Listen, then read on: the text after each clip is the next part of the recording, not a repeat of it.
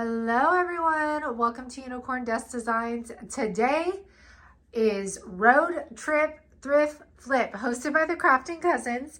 And since I am 31 weeks pregnant and do not want to walk around a thrift store right now, we are going to hit up the thrift store in my garage for this trip. So hang tight, I'm going to tell you more about the thrift flip road trip and the playlist a little later in this video. Let's go ahead and see what I picked from my Starting out, we're gonna take this. It's a Lazy Susan, but it's like made out of MDF or something, and it doesn't turn very easily anymore. But you know what? We're getting it out of the stash. So I'm gonna clean it off, and then I'm going to take white linen from JRV Cottage Colors, and I'm gonna paint the top of it, and I'm gonna leave the base of it this fake wood color. Since this is MDF, I wanted to make sure that I put 2 coats on it so that the MDF absorbed the paint and not my liquid patina. And I also painted it white so that my decoupage paper pops a little bit more. I'm going to take the Roycycled Industrial Masterboard paper. I do carry this on my website, which is linked in the description box. And as I do with my decoupage paper, I put it on top, and then I'm going to take my finger and I'm going to press into that outer edge so I know where to remove that excess paper. I'm then going to grab a paintbrush, dip it in some water, and you can see the outline of our circle. I'm actually going to go a little outside the crease that I created just to leave myself a little bit of give in case, I need some there. So I'm going to remove the excess paper. We're going to go ahead and flip that on around, and we are going to start our decoupage process. So taking my favorite decoupage medium, liquid patina, I am at the bottom of the barrel on that one. I'm going to put some down on to the board, and then I am going to take my plastic wrap and smooth that down. I'm going to follow this all the way down to the bottom of our Lazy Susan.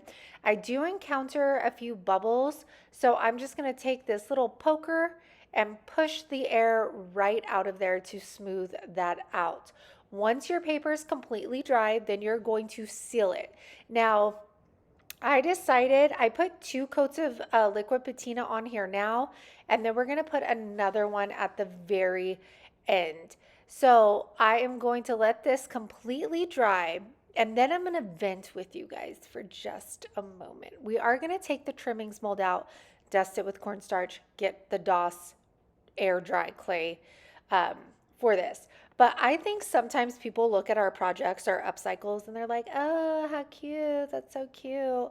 And they do not realize how much time it truly takes to create these pieces, because I am not a master clay user, and this took me an hour, you guys, an hour to make each one of these trimming molds. I had to make 4 total, and I was like, oh my gosh, I can't believe this took me an hour to do.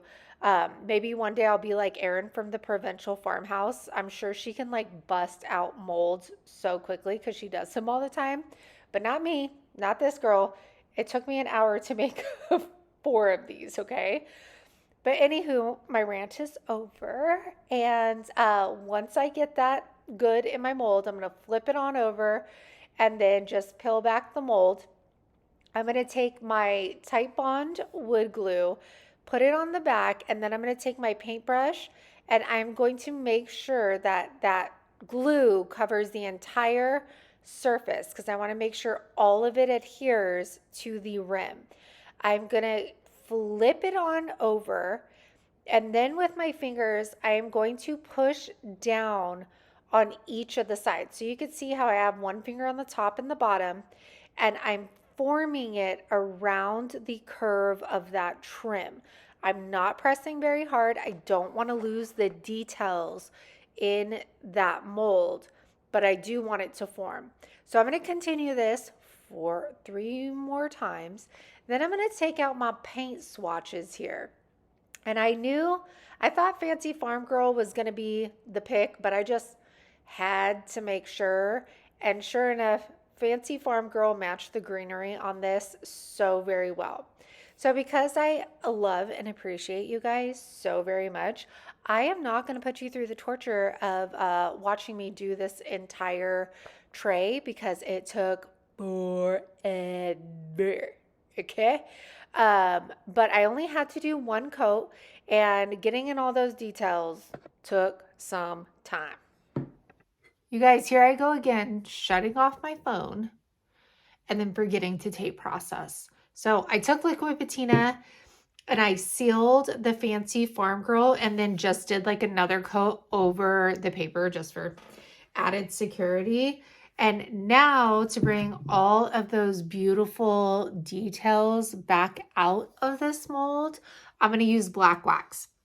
I do want to note that when using molds, I did try and butt them up as close as I could, but as your clay dries, it is going to shrink a little. So you'll see, I mean, it actually didn't do that bad, but like right there, that was a seam. I mean, like looking that way, it's not bad. That was another seam. Here's another one. So you could just kind of see it's going to separate a little bit. So you want to try your best to butt them up as much as you can without pushing out the details. So now we're going to wax. So like I said, we're finishing it off with this black wax. And y'all, if you have not had DIY wax in your stash yet, you are missing out. The wax is so buttery smooth. It's so easy to apply and use, and you need it in your stash if you are a user of waxes. I chose to use the black wax for this. I'm just using a Dollar Tree little paintbrush, and I am brushing it on, but you also see me almost like stippling it, pushing it in there. And that is because I want that wax to sit in the details, and then I want to be able to wipe all of the excess off because we want to bring out all of those details. And this turned out so beautiful. I can't wait for you to see it here. Gorga. The green is a little brighter in person. And the details, you could see them with that black wax, how they completely popped. I love this paper because there's so many different elements in it, and so I love the green in it as well. And because we're fancy, let's go ahead and add a gold clock to this little display. Yes, ma'am. I love it. Let me know what you think. Welcome to the Thrift Flip Road Trip. In today's video, we are participating in an open challenge hosted by unicorndustdesigns, Crafting Cousins, and special guest host DIY Craftaholic. Here, talented creators breathe new life into old items. But wait, there's more. We're thrilled to announce that this month's playlist will have a special giveaway with not one, not two, but 5 lucky winners. Prizes include DIY paint and recycled decoupage paper from Unicorn Dust Designs, 3 wood craft kits from Crafting Cousins, and a $100 Visa gift card from CJ DIY. To enter, just watch the May Thrift Flip Road Trip playlist and comment your favorite project from each creator on their video. Mark your calendar for May 25th when we will announce the winners on our community tabs. Open to U.S. residents only. Don't miss out on this chance to win, and be sure to spread the love by following the playlist link in the description box below. I've had this gold frame for a very long time in my stash.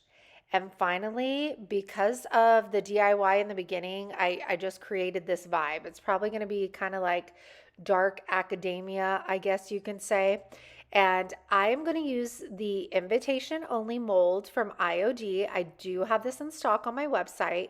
I dusted it with cornstarch, and then I'm going to fill it with my air dry clay. Now, this style might not be everybody's style, and that's totally fine.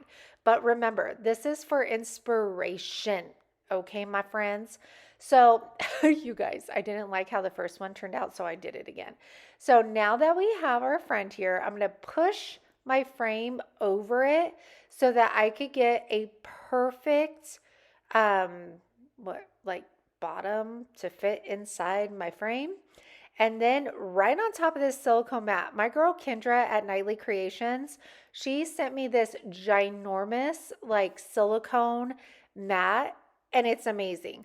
You can paint right on top of it, and I just wipe it off afterwards. So for our fox, we're going to use black velvet. I'm going to do one coat of that on him. And then I'm going to take liquid patina, and I am also going to coat the entire piece with this. This is going to seal our paint. And then I am going to put another wax on, not another wax because I didn't use wax. I'm going to put gold wax on top of this. Now, I decided to apply it with a brush versus my finger because there were so many details and I didn't want to put like a random smudge somewhere and regret it later. So I'm taking the brush and getting the hard edges on the fox and then putting whatever is left on the brush on the remainder of the mold. This came out so beautiful and I love it. And again, this isn't like my vibe to decorate with, but it might be somebody else's. And I don't know about you, but when I look at pictures and get inspired, I could look at a DIY and totally come up with something completely different based off of their inspiration. So hopefully these DIYs are able to do that for you as well if they are not your style. So look at the details on the face. These molds will never cease to amaze me, my friends. All right, so once that's done, I went through like every piece of decoupage paper I had. It took forever, but I finally settled on, I think it's the Halloween masterboard, and I think I do have that one in stock right now. So we are going to take off the excess paper, and I am just going to decoupage this right onto the backing of the frame using my liquid patina. So as we've done before, put it on the back and then you're going to put it on the front once it dries. I'll cut that excess paper off and then I am going to start putting it together. So I'm fitting it to the frame. Then I'm going to take my mold, take my Type Bond wood glue, and I will say as this dried and hardened up, the mold did start lifting away from the paper backing, so I did have to apply some hot glue. But this fox did not disappoint. I love how he turned out. So regal and fancy. The frame worked perfectly with him, and I cannot wait to play with this mold more. I could just envision so many different things using this mold. So for our next one and final one, I got bookends. I got a bookend for every day, you guys. But because of all the DIYs beforehand, I only knew there was one way to go. And if you are new to my channel, this is the faux cast iron effect. If you've been on my channel, then you know I love how this turns out. So I am taking black velvet, and black velvet is going to give you a charcoal undertone versus Little Black Dress, which is like your blackest black. I'm going to do 2 coats of this paint because we had so many details in it. And once it dries, I'm going to make sure to flip it on its back and make sure that I did not miss anything that was like underneath, which I did. So make sure to check your work, especially when working with a piece that is so detailed. After this, we are going to take the black wax. Now the black wax is going to seal your paint, and it is also going to deepen the color of black velvet, and it's going to help us in our final step, which is applying the dark and decrepit dust. So this I'm going to spread over the bookends, and this is going to give it that like faux kind of rust look that you would see on cast iron. Put as little as you want or put a lot. I decided to go for it. And I will say I had to brighten the imagery on this, but it does look more like orangey in person, so like more rusty, I would say. But I love how all of these DIYs turned out, these thrift flips. Remember to check out the playlist in the description box, and remember the gift away that is going on, and you can get details by going back and rewatching that video, and I will also post it in the description box for you. You guys do not forget to like, comment, and subscribe.